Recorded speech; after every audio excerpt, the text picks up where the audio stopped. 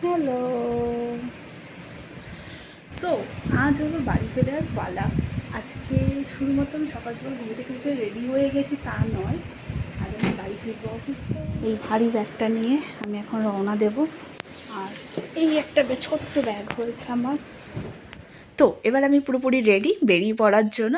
আর দেখো তোমাদের দাদাভাই হাঁ করে ওদিকে তাকিয়ে রয়েছে আমার ভিডিও করা দেখে। সো বাইক নিয়ে বেরিয়ে পড়েছে।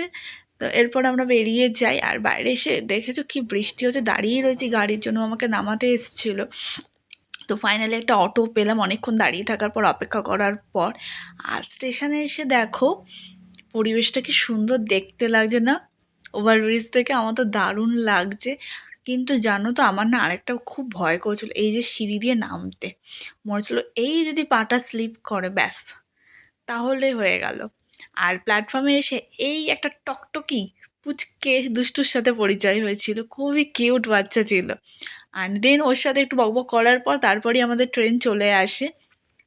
আর এই ট্রেনে চড়ে আমি সোজা এখন চলে যাই অফিসে। তো অফিসে এসে কাজ করছিলাম, কাজ করতে করতে শুধু মাঝে মাঝে মনে হচ্ছে ইস 5টা 5:30 কখন বাজবে, অফিস থেকে বেরোবো, আর টাইম কাটতেই চাইছিল না আমার। শুধু মনে হচ্ছে প্লিজ প্লিজ প্লিজ তাড়াতাড়ি 5টা 5:30 বেজে যাক আর আমি বেরোবো।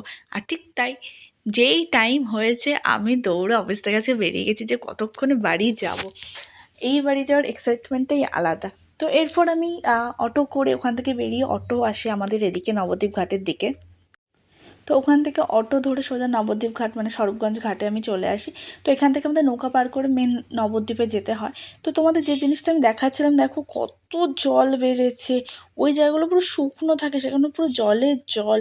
আর পুরো গঙ্গা ভরা, গঙ্গা পানা কচুরিতে ভরা। মানে দেখলেই একটা কেমন না গা ছমছম একটা ভয় লাগবে, আবার একটা দারুণ এক্সপিরিয়েন্সও হবে কিন্তু গঙ্গা নৌকো চড়ায়। তো ফাইনালি আমাদের নৌকোটা ছেড়ে দেয় এবং পাড়ের এদিকে চলে আসে। তো আমি তো দেখছি চারিদিকে শুধু জল আর জল, এদিকটাও একদম জলের টুবু টুবু করছে, মানে ওই দূরের ওই সাইডগুলোতে কোনো জলই থাকে না। মানে ওটা না অনেকটা ঢালের মতো ওই জায়গাটা, ওখানটা গাছপালা কত কিছু ছিল। আর এখন শুধু জল হয়ে গেছে, জল আর জল, দেখেছো? আমার তো ভয় লাগছে এই না 2 দিন পর রাস্তায় জল উঠে যায়।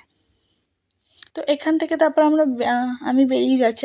বারবার আমরা বলে ফেলছি, আমি একাই এসে, তোমাদের দাদাভাই আসেনি। তো এখান থেকে আমি বেরিয়ে পড়ি একটা টোটো করে সোজা বাড়ির উদ্দেশ্যে। আর দেখো আস্তে আস্তে সন্ধে হয়ে আসছে আর আমিও পৌঁছে যাই বাড়িতে। এই যে এটা আমাদের বাড়ি, দরজা খোলাই আছে। তো চলো বাড়ির ভেতরে যাওয়া যাক। আস্তে আস্তে টুকু করে যাচ্ছি যাতে মা ট্রেন না পায়। আর এই যে আমি বাড়ি ফাইনালি চলে এসেছি। আর এই যে হলো আমার আরেকজন পেয়ারি ডার্লিং। তো ডার্লিংয়ের কাছে আমি চলে এসেছি। চলো ভিডিওটা আজকে এখানেই শেষ করছি, দেখা হবে তোমাদের সাথে নেক্সট একটা ভিডিওতে আমার বাড়িদের। এই জানি ভিডিওটা কেমন লাগলো অবশ্যই কিন্তু কমেন্ট করে জানিও। আর তোমরা বাড়ি যাওয়ার জন্য কে এতটা উৎসাহ হয়ে থাকো অবশ্যই কিন্তু জানিও।